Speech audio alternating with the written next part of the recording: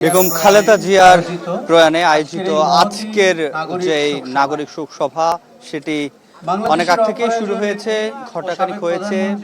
আমরা যেটি দেখেছি বিশিষ্ট নাগরিকবৃন্দ এখানে উপস্থিত হয়েছেন। এই কিছুক্ষণ আগে 2 মিনিট হলো এখানে উপস্থিত হয়েছেন প্রয়াত বেগম খালেদা জিয়ার সন্তান বিএনপির চেয়ারম্যান তারেক রহমান এবং জুবাইদা রহমান ইতিমধ্যে এসে তাদের যে আসন সেটি গ্রহণ করেছেন। এবং তারেক রহমানের আমরা যেটি দেখছি ডান পাশে দেখা যাচ্ছে তার মেয়েকে এবং তার বাম পাশে দেখা যাচ্ছে তার স্ত্রী ডাক্তার জুবাইদা রহমানকে, এবং জুবাইদা রহমানের পাশে আমরা আরেকজন তার পরিবারের সদস্য ডাক্তার শামেলা রহমানকে দেখতে পাচ্ছি। তার পাশে আরেকজন রয়েছেন তারই পরিবারের, এবং তার পাশে আমরা বিএনপি মহাসচিব মির্জা ফখরুল ইসলাম আলমগীরকে দেখতে পাচ্ছি।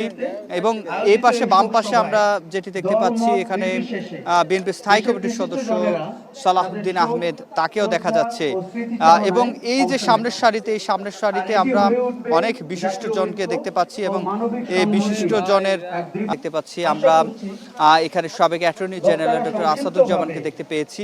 এখানে আমরা বিদেশ সম্পর্ক যারা জোরদার করেন সেই সব যারা প্রতিনিধি রয়েছেন দেখতে পাচ্ছেন। এখানে আমরা সিএসএফ সদস্যদেরকে দেখতে পাচ্ছি, সিকিউরিটি চেয়ারপারসন সিকিউরিটি ফোর্সের সদস্যরা। তারেক রহমানকে একেবারে খুবই কাছ থেকে দেখা যাচ্ছে, মঞ্চের খুব কাছে রয়েছেন তিনি, ডাক্তার জুবাইদা রহমান এবং তার একমাত্র সন্তান তার মেয়ে, তিনিও এখানে এসে উপস্থিত হয়েছেন। আমরা সালাউদ্দিন আহমেদকে দেখতে পাচ্ছি, তার পাশেই পরিবারের যারা সদস্য রয়েছেন খালেদা জিয়ার, তারা রয়েছেন প্রয়াত আরাফাত রহমান কোকোর যে সন্তান পার্সনের জানি উপদেষ্টা মণ্ডলীতে রয়েছেন উপদেষ্টা ডক্টর মাহাদি আমিনকে দেখতে পাচ্ছি। আমরা এখানে সামনের সারিতে শুধু বিএনপির যেই কেন্দ্রীয় নেতৃবৃন্দ কিংবা বিএনপির সর্বোচ্চ পর্যায়ের নেতৃবৃন্দ বলা যায় তারেক রহমান, তিনি ছাড়াও এই নাগরিক শোক সভায় চেয়ারম্যানকে দেখতে পেয়েছি মুজিবুর রহমান মঞ্জু।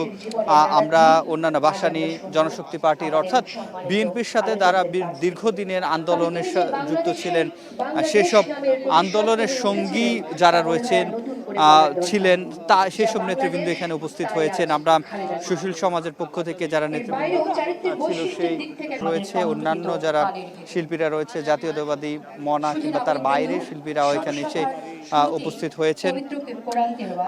একেবারে খুব বলা যায় তারেক রহমান ঠিক কিছুক্ষণ আগে 5 মিনিট কিংবা তার কিছু বেশি সময় হবে তিনি এখানে এসে উপস্থিত হয়েছেন। এখানে যারা নাগরিক বৃন্দ রয়েছেন তাদেরকে হাততালি দিতে মানা করা হয়েছে তাকে। এখানে খালেদা জিয়া স্মৃতিচারণ এবং পাশাপাশি তার যে রাজনৈতিক দর্শন তার সম্পাদকদেরকে দেখতে পাচ্ছি, ডেইলি স্টার, মানব জমিনের সম্পাদক বৃন্দ যারা রয়েছেন তারা এখানে কিছুক্ষণের মাত্র এসে এখানে উপস্থিত হয়েছেন।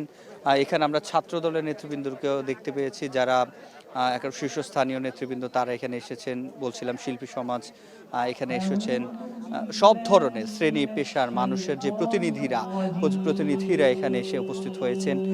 যারা জাতীয়তাবাদী সাংস্কৃতিক জোটের সাথে যুক্ত তারা এখানে এসে উপস্থিত হয়েছেন। আলেম সমাজকে আমরা দেখতে পেয়েছি, তারা এখানে এসে উপস্থিত হয়েছেন। এই যে নাগরিক শোকসভা, সেই নাগরিক শোকসভাতে একটি কোনো রাজনৈতিক সভা কিংবা রাজনৈতিক অনুষ্ঠান হিসাবে তারা দেখছেন না। তারা যেটি বলছেন যে এখানে সকল শ্রেণী পেশার যারা প্রতিনিধি রয়েছেন সেই সকল শ্রেণী পেশার প্রতিনিধিরা এখানে এসে হবেন, এবং সেটি আমরা কিন্তু দেখতে পেয়েছি। এখানে সকল শ্রেণী পেশার সব ধর্ম বর্ণের যারা প্রতিনিধি রয়েছেন, তারা গবেষক, ধর্মীয় প্রতিনিধি, পাহাড়ি জনগোষ্ঠী প্রতিনিধি, চিকিৎসক, শিক্ষক, অন্য পেশাজীবী যারা রয়েছেন তারা এই শোকসভায় বক্তব্য দেবেন। এবং কিছুক্ষণের মধ্যে এখন কোরআন তেলাওয়াত চলছে। কোরআন তেলাওয়াতের পরেই জাতীয় সংসদ ভবনের দক্ষিণ প্লাজায় এই অনুষ্ঠানটি হচ্ছে।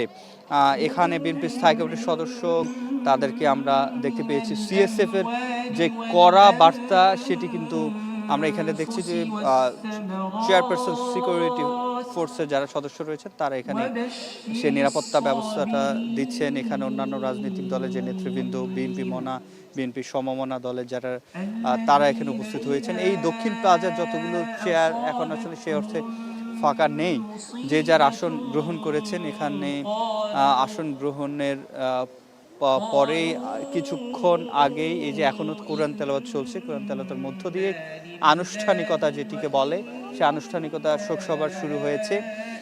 এবং এখানকার যারা অন্যান্য দলের কিংবা যারা বিএনপি মনোনয়ন নেতৃবৃন্দ তারা এসছেন। তো তো এই ছিল আমার কাছে এখান থেকে সবশেষ।